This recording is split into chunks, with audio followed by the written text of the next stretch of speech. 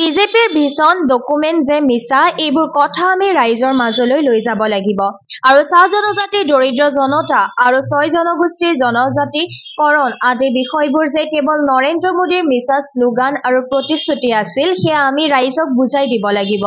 লগতে মুখ্যমন্ত্ৰী হিমন্ত বিশ্ব শৰ্মাৰ মিত্ৰচাৰ আৰু পত্নীৰ সম্পত্তিৰ তথ্যও ৰাইজৰ মাজলৈ লৈ যাব লাগিব বুলিও জিতেন্দ্ৰ সিং দলীয় কৰ্মীক অনুৰোধ জনায়। देख रहे हैं कि आज मंडल कांग्रेस कमेटी से लेकर ब्लॉक और डिस्ट्रिक्ट की सभी पार्टी के कार्यकर्ता, यूथ कांग्रेस, महिला कांग्रेस, ये सब यहाँ आई हैं और खास तौर से आज कांग्रेस पार्टी को देखा जा रहा है कि जिस तरह का राज चल रहा है, जिस तरह का प्रशासन चल रहा है, जिस तरह का माफियागिरी चल रही है, उससे आज कांग्रेस पार्टी से बहुत बड़ी उम्मीद है असम की जनता को।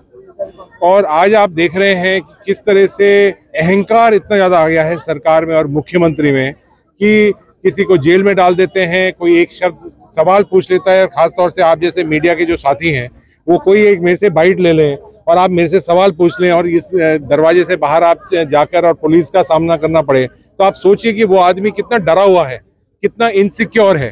तो वो एक लड़ाई, आसाम की लड़ाई कांग्रेस पार्टी लड़ेगी और इस सरकार को उखाड़ के फेंकेगी।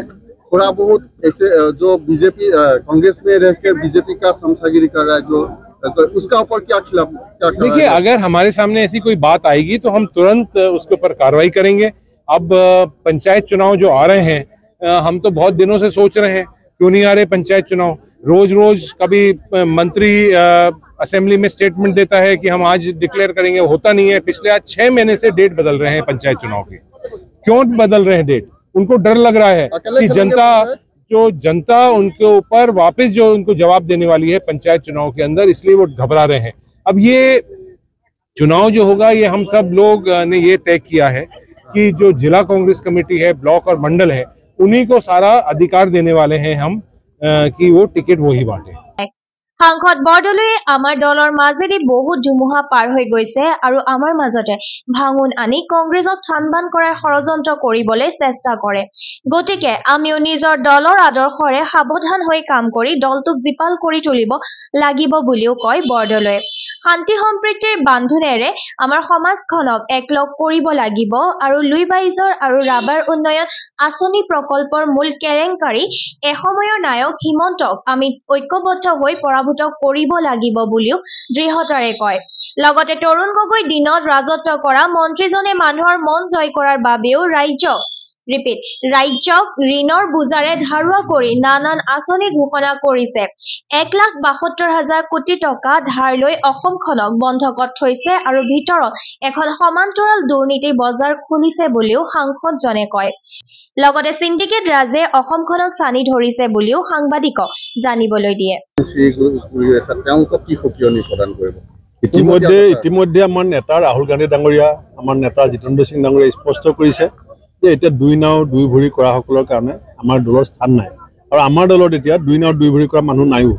আৰু আজি তেজপুৰত আপুনি দেখিছে কি ধৰণে আমাৰ দলৰ মহিলা কংগ্ৰেছ, যুৱ কংগ্ৰেছ, NSY, সেৱা দল, জিলা কংগ্ৰেছে সকলো মণ্ডল ব্লকক বহাই গোটেই পঞ্চায়তৰ যিটো প্ৰাৰ্থী বাছনি আৰু পঞ্চায়তৰ নিৰ্বাচনী গোটেই দায়িত্ব আজি আমি আনুষ্ঠানিকভাৱে এখন জিলাক অৰ্পণ কৰিছোঁ। কালিলৈ আমাৰ পলিটিকেল এফেয়াৰ্ছ কমিটি মিটিং আছে। আজি শোণিতপুৰ জিলাত যিখিনি কথা জিতেন্দ্ৰ সিং ডাঙৰীয়া বক্তব্যত কৈছে, কালিলৈ পলিটিকেল এফেয়াৰ্ছ কমিটিত সেই কথাখিনিৰ ওপৰত আৰু কিছু মন্থন কৰি চূড়ান্ত সিদ্ধান্ত আমি কালিলৈ ল'বলৈ গৈ আছোঁ। আমাৰ যিটো দলৰ ভিতৰত যিটো ক্ষমতা বিকেন্দ্ৰীকৰণ, বিজেপিৰ হৈছে পঞ্চায়তৰ নামত দুৰ্নীতি কেন্দ্ৰীকৰণ আৰু কংগ্ৰেছৰ হৈছে পঞ্চায়তৰ নামত ক্ষমতা বিকেন্দ্ৰীকৰণ আৰু পঞ্চায়ত জিকিবৰ কাৰণেও দলৰ ভিতৰতো ক্ষমতা বিকেন্দ্ৰীকৰণ।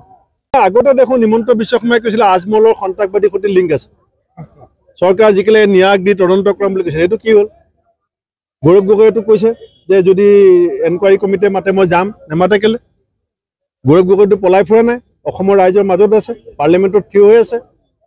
মোদীক মুখৰ আগত কথা কয়, কি কয় আপোনাৰ অমিত শ্বাহক মুখৰ আগত কথা কয়। গতিকে বেয়া পায় গৌৰৱ গগৈক তেওঁলোকে।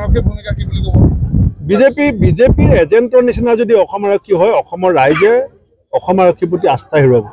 গতিকে মই আশা কৰিম যে অসম আৰক্ষীৰ যিটো স্বাভিমান আৰু আত্মসন্মান, সেইটো বহুত এটা সন্মান কৰে। অসম আৰক্ষীৰ আপোনাৰ ডাঙৰ ডাঙৰ বিষয়া অসম সাহিত্য সভাৰ সভাপতি হৈছে। অসম আৰক্ষীক গাঁৱৰ মানুহে যিটো সন্মান কৰে, এই সন্মান কিন্তু এই ধৰণৰ কাম কাজ কৰিলে কমি যাব।